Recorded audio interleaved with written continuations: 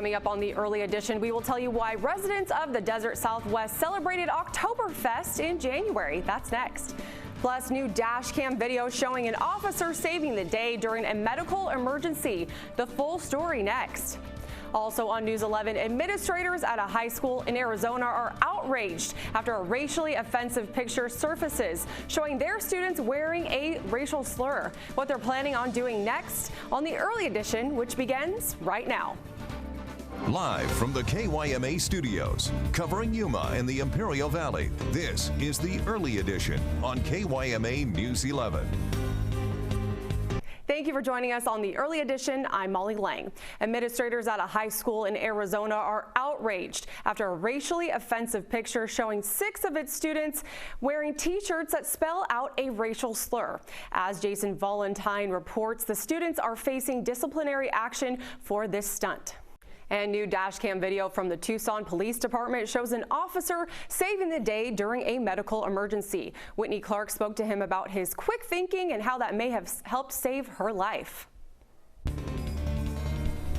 Well, it's a very cloudy day out there in the Desert Southwest. I didn't see those blue skies when I woke up this morning, but they're looking to clear up tomorrow. Standing by in our weather center is Chase Golightly to give us a first look at our outside conditions. Hey, Chase, how are you today? It's going really well, Molly, and yes, we did see those clouds earlier in the day, but as we go and look at our Yuma Rehabilitation Hospital sky cam, you can see it looks like it's finally clearing up. We're starting to see those beautiful Desert Southwest blue skies in our area, and that should continue on throughout the week. We will have some cloudy days in the future, but not like we had last week. Going on a radar and satellite for a better look at those clouds. You can see them moving into our area and into Phoenix and Flagstaff as well. They're also experiencing some clouds in San Diego over there. Going to look at our futurecast here more locally. You can see for tomorrow we will have a little bit of clouds early in the morning, it's looking like, but in the afternoon they should be out of our area and we should have a nice week coming up. Going to your temperatures for right now, 69 degrees in Yuma, same for Imperial, 67 in El Centro, 63 in Blythe with 68 near YPG.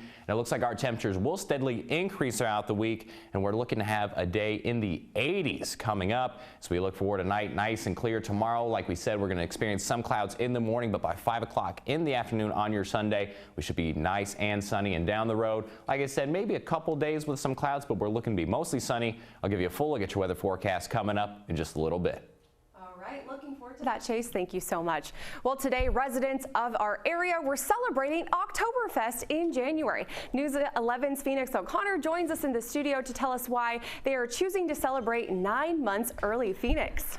Well, Molly, October is still a hot month for us here in the Desert Southwest, so owners at Das Bratwurst House tell us celebrating a German tradition in January is appropriate. As the restaurant hosted their 5th annual German Fest, visitors watched traditional folk dancers and listened to live music. There are also Taste of Germany with many authentic dishes and pastries that were there and many other vendors for people to shop. Bill Bowles says they are hosting an early celebration. Play area for the children. This is Oktoberfest style, but seeing we're holding it in January rather than October, we call it German Fest. And if you guys still want to go check it out, the event is still going on until 8 p.m. tonight right there in downtown Yuma. So I'd definitely go check it out. The food smelled really good. I wish I could have had some, but I just didn't have a chance. Live in the studio, I'm Phoenix O'Connor. Back to you, Molly. Definitely a day that I wish I wasn't working, you know, yes. Some of that sausage and beer and all the pretzels and all the good stuff that comes with the German Fest. Well, thank you so much, Phoenix. Absolutely. All right, well, the 4th annual Navy League's Cruising Yuma happened today in the foothills, and live music and barbecue was provided to the guests. The event was free to attend, but those that brought their car paid a $25 fee to raise money, and that money will go towards vet kids. Many local car clubs parked their cars, making more than 100 classic cars to look at. And people that attended the event had this to say.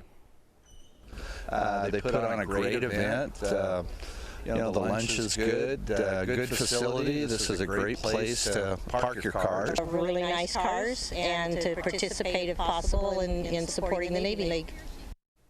All of the money raised stayed local to support student scholarships and local charities for Yuma veteran families.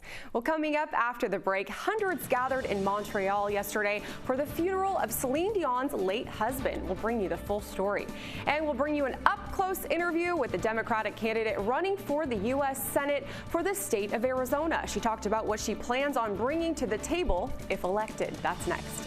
In the Imperial Valley, this is KYMA News 11. Welcome back, everyone. Well, I was joined earlier today by Representative Ann Kirkpatrick, who's running for U.S. Senate for the state of Arizona. She talked about what she plans on bringing to the table if elected. Thank you so much for joining us today and coming in on your Saturday. Thank you. I've been in Yuma all day. It's just been wonderful here. Thank you so much. All right, well, I'm going to start with my first question. Why did you decide to run for Senate? You know, I'm in the House of Representatives right now. This is my third term, and I have a vision for Arizona of building a strong, diverse, stable economy. It's still all about jobs and making sure people have the work that they need. And my opponent, John McCain, is just a prime example of the dysfunction, out of touch establishment in Washington, and it's time to give Arizonans a real choice. So I'm out there, listening to working families who are struggling to put their children through school because it's expensive. I'm out there listening to veterans, and they've already served our country, and yet they can't get the benefits that they need. And I'm out there listening to people, dreamers, people who want comprehensive immigration reform. So this morning I started my day doing a tour of some farms in this area, and it was really impressed upon me how important it is that we get comprehensive immigration reform that includes the DREAM Act. Okay, so, well, including immigration, what are some other platforms that you stand for? Well, to get to that strong, diverse, stable economy, there are two main pillars. Immigration reform is one, but the other is education. So we just went through a period of seeing education cut, slashed more than ever in our history. And we can't have the kind of educated workforce that we need without the best schools, world-class education here in Arizona. Okay, so if elected, what will you bring to the table for our education? Well, Arizona depends on federal dollars, and we are missing out on some important infrastructure and transportation funds, education funds, because our senators don't ask for them, and we need that. Arizona is unique in that over 80% of the land is public land, and we still fund education based on private property tax. So there are a lot of programs that depend on the federal dollars, like Head Start. I can really hear the passion in your voice, but what are some specific things that you've seen that have kind of, are the driving force of that passion? Well, still high levels of poverty all over Arizona. Still people struggling to make ends meet. One of the toughest things I see is when I go to the food kitchens and I see young working families with children. They're working and yet they can't feed their families. So I'm trying to raise the minimum wage and also trying to find those good 21st century jobs that we're going to need with an educated workforce. It's very true.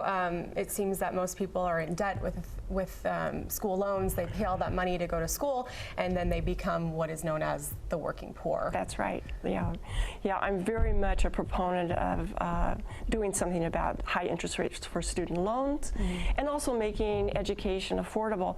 So I hear from a lot of working families who value education, but they're really struggling to put their children through school. I know that John McCain is running for his 6th term.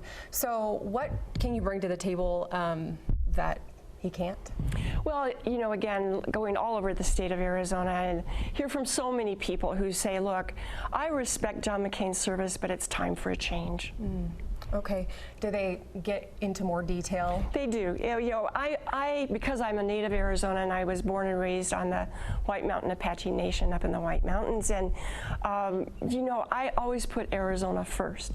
But one of the things people always tell me too is they want representatives, senators who can work together. And so one of the interesting stories that comes out of Washington is that Congressman Gosar and I actually work together. So he's a Republican, I'm a Democrat. Right. And yet we've put that behind us and we work to get things done. So people want, so many of these issues are not partisan, so they want bipartisan solutions, people who can work together and also solve the problems. And that's so much of what I hear down here in Yuma. People work together. Well, it is mostly a red state, Arizona. So what can you tell all of those people that normally vote for the Republican Party why they should vote for you? Well, because I put Arizona first. You know, I learned those Arizona values of respect and civility. I learned the value of $1 working in my dad's general store, the opportunities and hard work working in my mother's family's ranch. And I took those values to Washington, to Congress. And I don't play partisan games. I'm there to get things done, and my record shows that. All right. Well, that's going to wrap up this interview. Thank you so much for your time. Thank you very much. Nice to meet you. Thank you. It was definitely a pleasure meeting Representative Kirkpatrick today. Well, coming up after the break, with the growing controversy over a lack of diversity in the nominations for this year's Oscars, what Hollywood critics have to say. That's next. And it's looking to warm up a little bit this week. Stay with us right here on the Early Edition. After the break, I'll give you a full look at your weather forecast. We'll see you then. Look at weather just in case you missed it earlier. In Yuma, your high tomorrow is looking to be 73 degrees. That temperature is going to steadily rise, so about 80 degrees is looking the high for the week. And also we can see next weekend be 82 and 74 degrees for here in Yuma, with a little bit of clouds in the area as well, but it's looking to be mostly sunny coming up. Taking a look at Imperial, you can see the high for tomorrow, 74 degrees. Continue on to about 81 on Friday. Next weekend looking to be 82 and 73 degrees with a little bit of clouds, but mostly sunshine. Let's send it back to Molly. Thank you so much, Chase. Well, while most of D.C. as they stayed inside today, these two friends chose to have a little fun in the snow. The men went snowboarding off the back of a truck today around DuPont Circle, which is located a few blocks down from the White House. One said this was his second time snowboarding around the spot, which is famous for hosting its giant snowball fights. Well, thank you so much for joining us on the Early Edition. Join us tonight for Nightside. We will see you then.